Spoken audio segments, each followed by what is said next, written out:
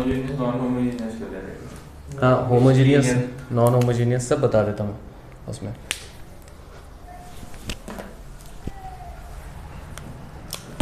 अभी देखो system of linear equation, इसके अंदर है system of linear equation.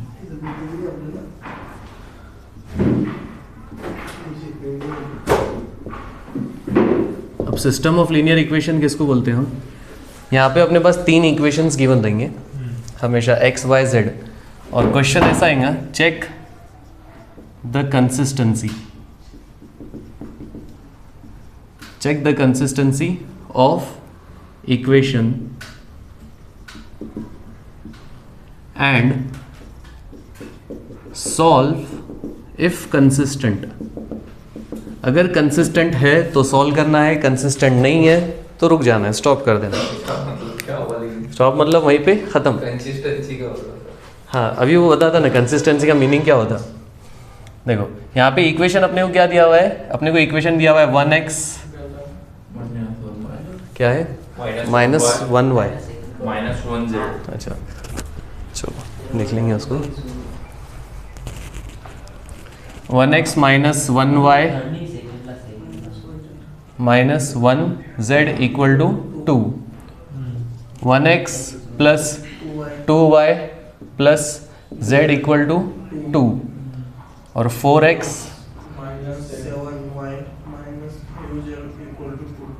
-5z equal to 2। अभी बस क्वेश्चन लिखने के बाद एक बार फिर से चेक कर लेने का क्वेश्चन, ठीक है। हाँ, प्लस माइनस में गड़बड़ हो गई तो फिर वो क्वेश्चन गलत ही हो जाता पूरा, ठीक है। तो अपन ने क्वेश्चन लिख लिए। और एक चीज़ ये चेक करने की यहाँ पे कि पहले x का टर्म होना, फिर y, फिर z, और इक्वल टू के वो साइड कांस्टेंट। ऐसा भी हो सकता है ये +2 वहाँ का ये साइड आ जाए -2, तो अपने को इसको इक्वल टू के बाद लिखने का है, ठीक है। अब सिलेबस में आप देखेंगे तो इक्वेशन जो है होमोजीनियस, नॉन होमोजीनियस, ऐसे इक्वेशन है। होमोजीनियस किसको बोलते हैं? जो इक्वेशन में ये राइट हैंड साइड वाले सारे वैल्यूज सेम है, तो ऐसे इक्वेशन, ये इक्वेशन कौन सा हो गया सिस्टम अपना? होमोजीनियस सिस्टम हो गया, ठीक है। और नॉन होमोजीनियस किसको बोलते हैं? जिसमें ये वैल्यूज अलग अलग आ रहे। अब वो वैल्यूज सेम आओ या डिफरेंट आओ, सॉल्व करने का मेथड तो सेम ही है। सॉल्व करने का मेथड होमोजीनियस और नॉन होमोजीनियस के लिए कुछ भी अलग अलग नहीं है, सेम ही मेथड है, ठीक है। हम जो सॉल्व कर रहे हैं कौन सा है? होमोजीनियस। और क्यों होमोजीनियस? क्योंकि इक्वल टू के बाद ये भी 2 है, 2 2, ठीक है। अगर डिफरेंट रहते तो नॉन होमोजीनियस, डिफरेंट है तो बस उतना ही फर्क है उसमें, ठीक है। तो अभी हम इसकी कंसिस्टेंसी चेक करेंगे। कंसिस्टेंसी बाद में बताता मैं, पहले देख लो कंसिस्टेंसी किसको बोलते हैं। सी, जो भी इक्वेशन हमारे पास गिवन है, इसका मैट्रिक्स फॉर्म लिखने का, मैट्रिक्स फॉर्म। तो मैट्रिक्स फॉर्म में एक मैट्रिक्स रहता है ए मैट्रिक्स x के साथ जो जो कोएफिशिएंट आ रहे 1 1 1 नहीं 4 है ना, 1 1 4, y के साथ -1 2 -7, z के साथ -1 1 -5, ये है मैट्रिक्स ए। फिर रहता मैट्रिक्स बी रहता 2 2 2। कभी कभी एक और मैट्रिक्स लगता हमको, अगर वो लिखना रहा x तो ये रहता x y z, ठीक है। हाँ, तो ये मैट्रिक्स है ए बी सी, 3 मैट्रिक्स, ठीक है। हम यहाँ पे लिखेंगे ऑगमेंटेड मैट्रिक्स। अब ऑगमेंटेड मैट्रिक्स क्या रहता? मैट्रिक्स ए और बी दोनों को ज्वाइन करके लिख दिया हमने, ए और बी को ज्वाइन करके। तो ए मैट्रिक्स है 1 1 4 -1 2 -7 -1 1 -5। अब डैश देने का, अब बी लिख देने का 2 2 2। तो ये जो मैट्रिक्स बना अपना ए और बी दोनों मिला के, इसको हम क्या बोलते हैं? Augmented matrix. ऑगमेंटेड मैट्रिक्स का हम फाइंड करेंगे rank by using echelon form, ठीक है। इसका क्या निकालना है? 2 ऐसा क्यों लिखे आपने? कौन सा? मतलब वो लाइन मार के। हाँ, ये लाइन बना के क्यों? ये बीच में नहीं भी बनाए तो भी चलता है, ये बस अपने को बताना है कि ये आधा मैट्रिक्स अलग है, ये मैट्रिक्स अलग है। तो दोनों लिखना है, साथ में पढ़ेंगे। हाँ, साथ में लिखना है, अलग अलग नहीं लिखना है अपने को, साथ में ही लिखना है इसको। ए और बी को इसका डायगोनल निकालेंगे ना, 1 2 5 का डायगोनल रहेगा ना। डायगोनल अब पूरे का निकालेंगे हम, डायगोनल पूरे का, लेकिन इसमें डायगोनल यही बनेगा। ये डायगोनल बनेगा, ये तो डायगोनल 5/5 रहता तो पूरे हाँ, का तो फिर वो पूरा लेना, डायगोनल अपने को पूरे का लेने का, ये याद रखना, ठीक है। और रैंक बाय कौन सा, एक्लॉन फॉर्म, ठीक है, रैंक बाय एक्लॉन। तो एक्लॉन फॉर्म में यहाँ पे 1 आना चाहिए, तो पहली स्टेप तो कंप्लीट है अपनी। -1 चलता है। हाँ -1 भी चलता, लेकिन 1 है ना यहाँ पे, ठीक है। अब नीचे के दोनों जीरो करना है, तो ये जीरो करने के लिए क्या लिखेंगे, -1 R2 -1 -1 R1 R1, पहली स्टेप कर रहे हैं ना अपन, तो ओके। तो मैट्रिक्स ए बी जो है, मैट्रिक्स ए बी हो गया, R1 एज इट इज 1 -1 -1 2, ठीक है, R1 हो गया 1 2 1 2। हाँ, R2 -R1 करने का ना, R2 -R1 1 -1 0, 2 -1 2 + 1 हो जाएगा 3, 1 -1 बराबर 2 -2 0, ठीक है। तो ये हो गया, बाकी तो थर्ड सेम रहेगा, 4 -7 -5। अरे हाँ, ये बाकी है ना, हमने उसको करे नहीं ना ये वाला। इसको सॉल्व करने के लिए R3 - 4 × R1, 4 - 4 × 1 सॉल्व करेंगे 0, -7 - 4 × -1 तो लिख कर ही करेंगे अब, देखो -7 हाँ 4 × -1, तो ये माइनस माइनस हो जाएगा प्लस, ये दोनों हो गया प्लस, तो -7 + 4, -7 + 4 आ जाएगा -3, ठीक है, ये कर लिए। अब ये वाला -5 - 4 × -1 माइनस माइनस प्लस, -5 + 4 -5 + 4, ये होगा -1, फिर 2 - 4 × 2 -8 -6, ठीक है, बराबर यहाँ तक। अब गलत हो गया होगा तो वैसे ही चलेगा, ठीक है, इसलिए क्या करना, कैल्सी यूज़ करो, अभी जान दो, अभी बराबर हो, अभी कोई इशू नहीं हुआ, ठीक है।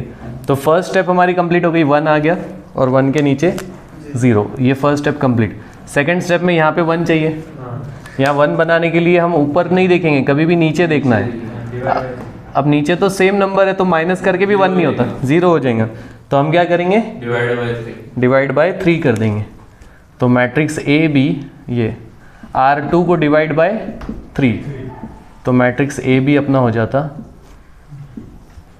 1, ये वाला सीक्वेंस गड़बड़ होगी ना फिर अपनी, हाँ कर सकते, करेक्ट है वो, लेकिन तुमको याद रहना कि हमने ये स्टेप छोड़ दिए 1 करने की, और पहले ये वाला 0 करे, तो अब वापस आके फिर उसको 1 करना।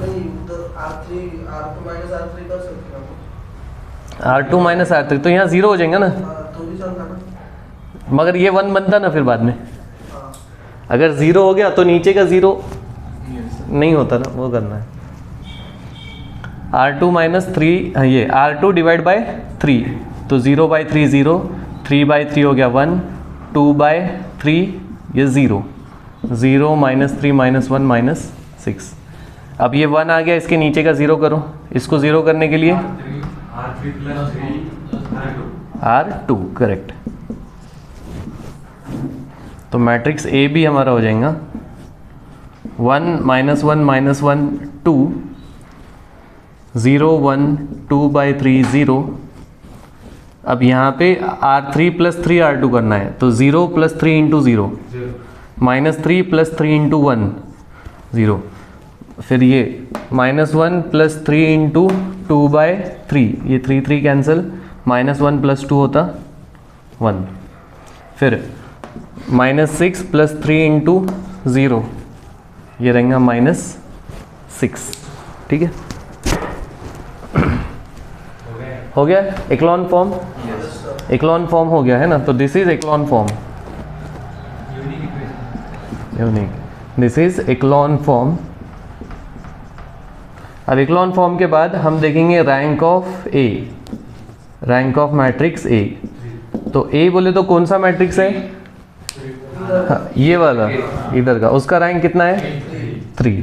फिर देखेंगे rank of A B combine, 3। अब कंबाइन देखें तो वो भी क्या है? 3। दोनों का रैंक सेम है, तो देयरफॉर इस equation are consistent, equation are consistent. और कंसिस्टेंट है, अपने को यहाँ पे पूछा चेक द कंसिस्टेंसी, हमने चेक कर ली। दोनों का रैंक सेम आया तो कंसिस्टेंट, दोनों का रैंक अलग अलग आया तो नॉट कंसिस्टेंट। कंसिस्टेंट आया तो आगे फिर सॉल्व करना है, नॉट कंसिस्टेंट आया तो यहाँ पे स्टॉप कर देने का। ठीक है, कंसिस्टेंट का मतलब क्या होता है? कंसिस्टेंट का मतलब होता है कि सॉल्यूशन एग्जिस्ट, इसका सॉल्यूशन आने वाला है। ये इक्वेशन का हम सॉल्यूशन फाइंड कर सकते हैं। सॉल्यूशन मतलब x, y और z की वैल्यू हम फाइंड कर सकते हैं। अगर सर सिर्फ रहता तो सॉल्व द इक्वेशन, तो आपने को ये सब नहीं करना पड़ता था, ये करने ही पड़ता था? नहीं, सॉल्व द इक्वेशन रह रहा तो हमारे पास मेथड ही नहीं है सॉल्व करने का, सिवाय यहाँ तक आए। अच्छा, सॉल्व करने का जो मेथड है वो ये स्टेप के बाद से ही है। अच्छा, मतलब यहाँ तक करना ही है कुछ? हाँ, यहाँ तक करना ही है। और अपने को कंसिस्टेंसी है सिलेबस में। सॉल्व करने के लिए मैट्रिक्स के अलग मेथड यूज होते हैं, वो अपने को सिलेबस में नहीं है। सिर्फ सॉल्व करने का क्वेश्चन नहीं आएगा, कंसिस्टेंसी चेक करके सॉल्व करने का आएगा। ठीक है, तो अब आगे सॉल्व करेंगे। सॉल्व करने के लिए हाँ, अभी यूनिक सोल्यूशन है या नहीं वो देखना है ना। अभी अपन पहले क्या देखेंगे? रैंक देखना है अपने को। रैंक और नंबर ऑफ अननोन सेम है क्या? हाँ, नंबर ऑफ अननोन मतलब कितनी चीजें फाइंड करने की अपने को यहाँ पे? x, y, z 3। तो रैंक और नंबर ऑफ अननोन दोनों सेम है, तो दोनों सेम है तो यूनिक सोल्यूशन। अगर दोनों सेम है तो unique solution exist. Unique solution मतलब इसका एक ही आंसर आएगा, इसके अलग अलग आंसर्स नहीं आएंगे, एक ही आंसर आएगा और सबका आंसर सेम आना चाहिए ऐसा। ठीक है, तो अभी यूनिक सोल्यूशन कैसे फाइंड करेंगे अपन? सेम मैट्रिक्स अपन लिखेंगे फिर से, मैट्रिक्स ये वाला मैट्रिक्स। ठीक है, और इसके इक्वेशंस लिखते हैं हम, या फिर